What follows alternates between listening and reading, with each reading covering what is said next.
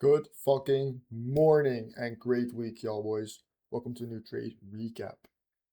Coming into the fucking day, we're gonna get right into this shit. Big fucking loss. First loss on the channel. What the fuck's going on? Nah, it's not that deep, not that deep. What is pretty cooked though is on this loss. I took a loss of 575 USD today, and I risked only, as you can see, way less. I risked like 400 something. Your trade risk 475.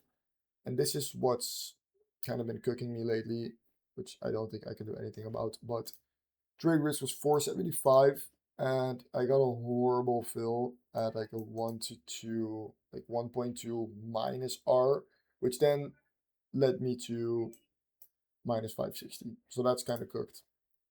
But it is what it is. Took a loss. Shit happens, man. Don't get too fed up. Part of the statistic. As long as I do what I need to do, we're chilling. So, coming into the day, I had a couple things marked out. Always start on the hourly. Big fucking new week opening gap and pumping right after. So, obviously, I was kind of looking for some sort of rebalance into this range somewhere, like a short. My trade ideas were based off of this imbalance range over here, us tapping it and then going lower. That's kind of the trade idea I had in mind. Obviously, some longs could have also worked, like potentially, like hourly gap here, whatever, they mark it out properly. Doesn't matter. So I had this basically marked out coming into the day. I believe some 15-minute gaps down here as well, but they're irrelevant, so I just deleted them. So as you can see, this big imbalance range is kind of what I was looking to get tapped into and then move lower, some sort of that. So then hopped on the hourly, as I mentioned, did everything I needed to do, mark out all my PD rays, same for the 15 minutes. As soon as we opened up the 9:30 candle, which is going to be here, we created this 15 minutes for value gap, and I also marked that out. So then coming into the day, what's happening? Price is expanding higher, which is something I was looking for, and we tapped into this hourly PD ray that I marked out earlier. But I wasn't able to find an entry, no for value gaps that we inversed or something along those lines. So I was just waiting here to kind of see what price was going to do. And next thing you know, we reswept this high we put in this already for value gap. And then we got a very tiny little for value gap. Now I'm trading on MNQ, which is micros. But if you look on NQ, there is a little bit of a bigger for value gap. So that's why I kind of saw this for value gap as valid, since it was on both thingies, and it's very, very small on MNQ and a little bit bigger on NQ, so that's why I took it. It's 0.25, and I saw it getting in first on the first candle. So honestly, if this for value gap was a little bit bigger, it would have been better, but it's still fine because structure is great in my opinion. We had a resweep into this already for value gap and then got in first to the downside. So that's exactly when I entered.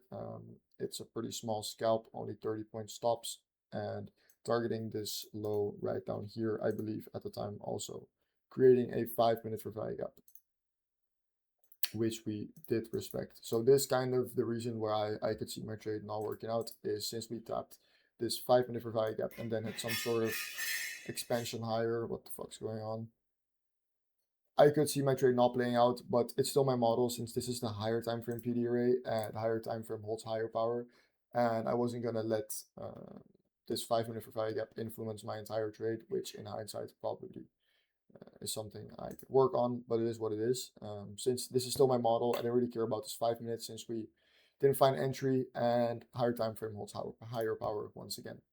So in first this 1-minute candle, I took the trade, and then next thing you know, within 2 fucking minutes, we ran my stop. And this is exactly why I also got a horrible fill, since I believe this shit just at the end of like the minute, last 20 seconds, this shit shot the fuck up all the way through my stop loss. So I got a horrible fill. And that's name of the game, right? Shit happens. It's not really something I can do a lot about since it's just a horrible fill and shit, man. Sometimes market just goes like that. And now if we go further, we can see price tapping into this hourly fair value gap that I marked out above, and then doing a little correction towards the downside. So potentially shorts off this would have been a little bit better, but it's just part of my losing statistic since I took what I needed to take. It's a loss. I don't really mind. You can see execution marks over here. And it is what it is, honestly. Like, I'm not too mad about it. I'm not even mad about it at all. I believe as long as you follow your plan and you stay disciplined consistently, the results will show. So even though my dashboard is like a little bit up, we're up basically 2R, but because of these trades, it's pretty cooked. Basically up 2R on the month. Should have been $1,000. It's 460, yeah, whatever.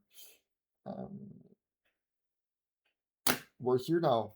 Let's just head into this week. This week is going to be a little bit slow. We have FOMC and bank holiday on Friday. So this week's going to be only trading tomorrow and on Thursday. On the other days, I'm not trading.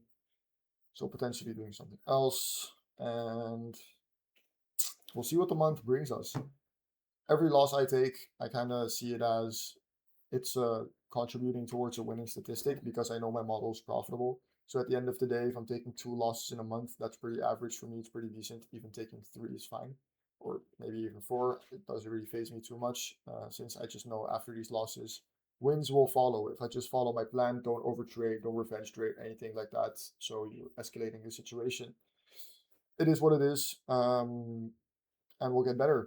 So I'll see you all in the next fucking trade recap. Peace the fuck out and don't overtrade.